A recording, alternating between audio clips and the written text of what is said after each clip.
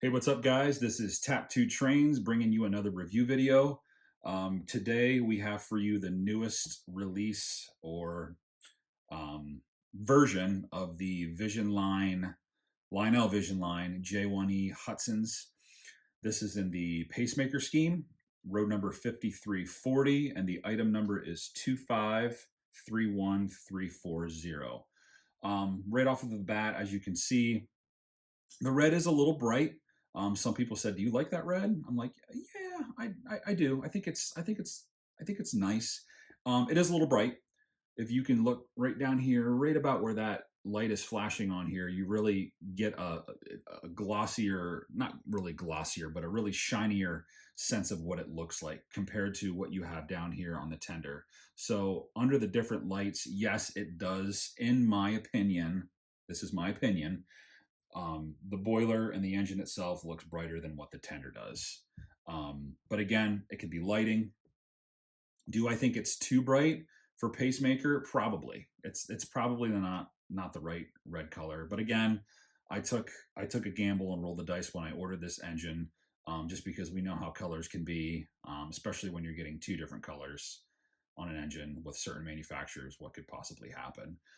One of the selling points for me, and when people ask why I got this, is I like to be able to see the extra added on details here, like the piping, the handrails here, and that in that gray. I think that looks really nice that it pops, because we all know that Visionline features are supposed to have some of the most intricate, but also the most detail for the model.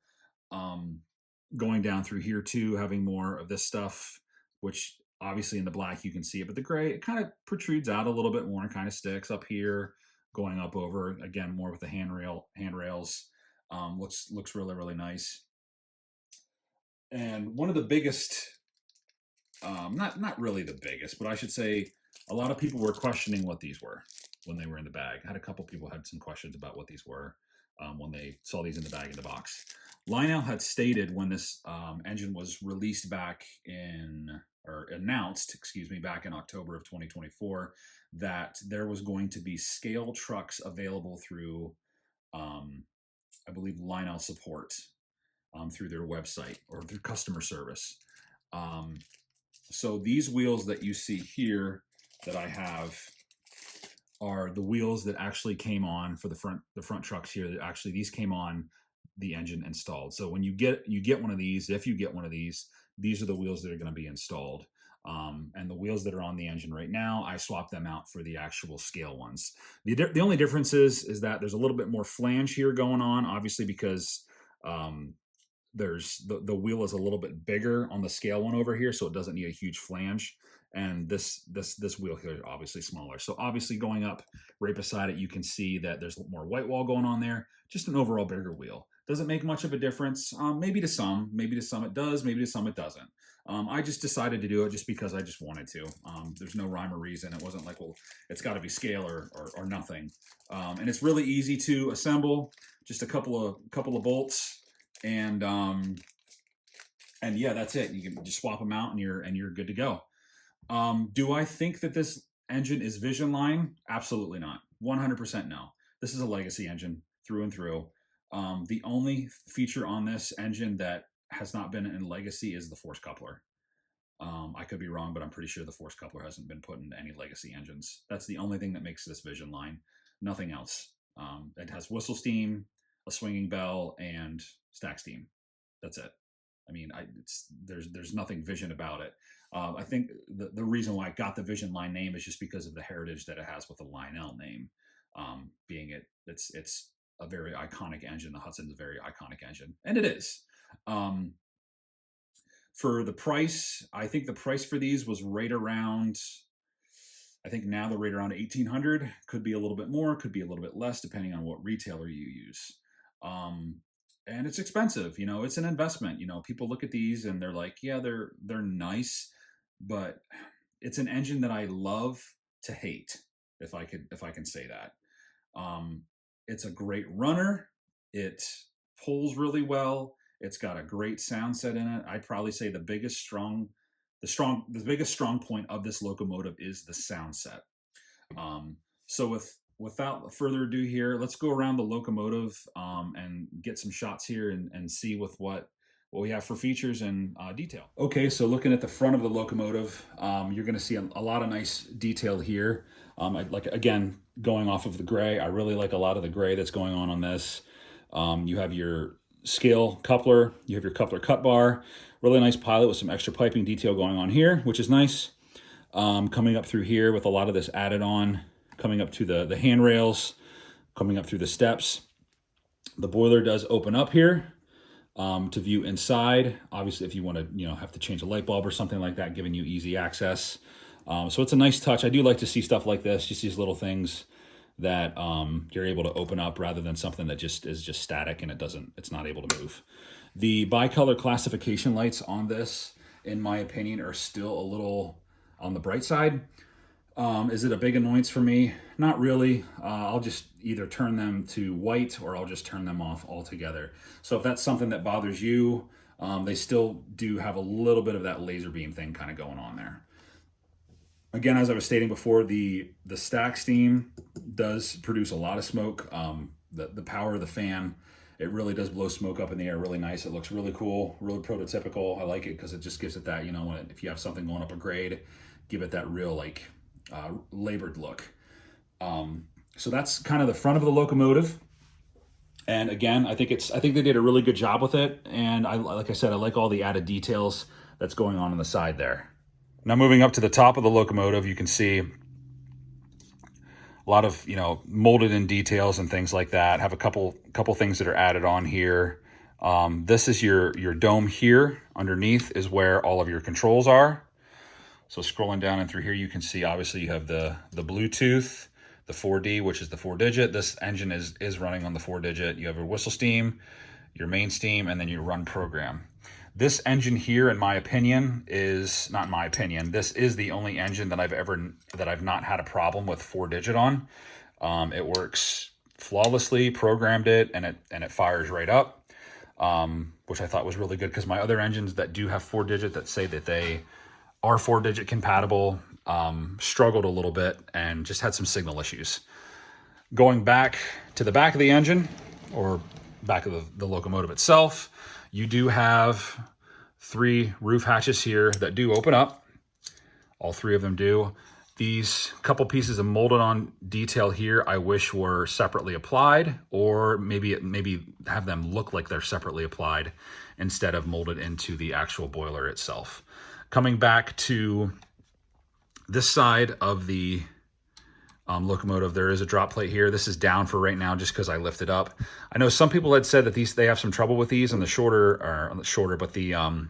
tighter curves, even if it's 054, that the drop plates have been actually, doing what they do, drop, but going all the way down rather than staying adhered to the actual tender itself. So just be mindful of that sometimes these will fall down here if it's not on maybe the proper curve radius. Moving to the back of the locomotive, looking into the cab. Obviously you have your standard 2 cab figures. You have your windows here on the back. No curtains on this one, which have been nice to see some curtains. The other thing too that I want to zonk on this that I don't really particularly like is I don't like that the whole interior is red. It would have been nice if they would have broke this up, maybe put some black pieces in here, or have, kind of like what they do, and have a green roof going in here, because this is Visionline. So this just looks like it's just all one piece. And to me, it just looks a little lazy, in my opinion. Again, this is my opinion. But I would have liked to have seen some more gauge coloring going on here, maybe even lighting in the gauges, and just more black detail going on there inside of the actual tender, or not the tender, excuse me, inside of the actual cab itself. Moving on to the tender. The tender is nothing special, just it's a tender. Again, nothing Visionline about it. The only thing Visionline that this has that is considered a Visionline feature is back here with the force coupler. Obviously real coal load. Some nice separately applied handrails here going up through. Looks nice. I like these steps that actually come up through here off of the back of the tender, which I think was really, really nice. It would be nice to see some chains hanging off of here. you know, again, get the details in there. There is on the back here just a roof hatch that does lift up. Obviously, it reveals nothing. So again, just a hatch there. Going off to the back, you have your number board. Here, lettering of the locomotive, reverse light. This does not have the bicolor marker lights or any of those on the back of the locomotive. And guys, just to do a comparison on the color, this is an MTH box car that you see here, and you can see the colors aren't even close, not even in the same ballpark. You could let me know down in the comments below which one you think is more prototypical, and or which one do you think that you like better. Maybe you like the Lionel red better than the MTH Pacemaker color. However, I don't have another Pacemaker. I know they did the Mohawks. So if anybody knows who has one of those, is the color of these engines very comparable? So yeah, but I just wanted to show you the difference between MTH and Lionel. All right, let's go ahead and start this guy up, and we'll go through some of the sounds. J1 Brakeman, NYC 5340. We're showing 90 pounds on the rear of the train. Take out 20 for initial terminal brake test. Over. That's a Roger. 20-pound reduction given. Checking for leakage. Out. Roger. Showing 20 pounds. Walking the train. Brakeman out. So again, it's got that road-specific crew talk that we're all accustomed to with Visionline. So let's go ahead and give the whistles a couple hits.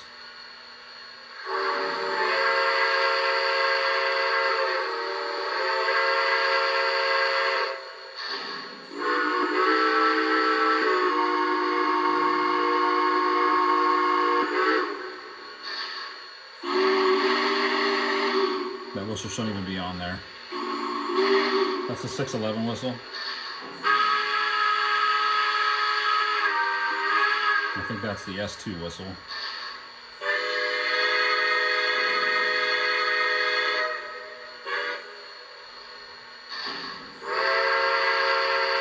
And then back to the beginning.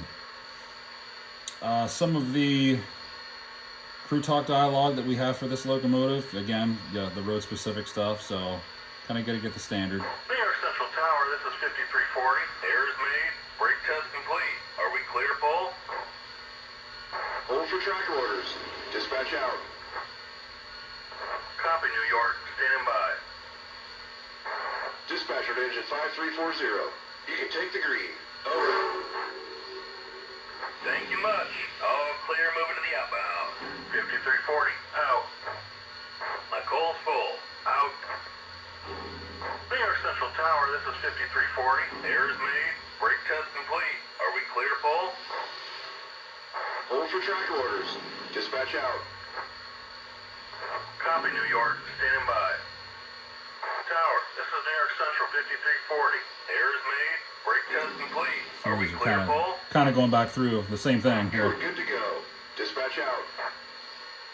New York Central 5340 to the dispatcher. Stopped and binders applied. Over. Copy that 5340. Hold for track orders. Cleveland dispatch out. And then we won't go through all the bells, but you can see the swinging bell there itself up there in the top corner, which is pretty nice. Again, not a Vision feature, but a cool one. So what we'll do now is we'll go ahead and run this around the layout a little bit and then wrap this up.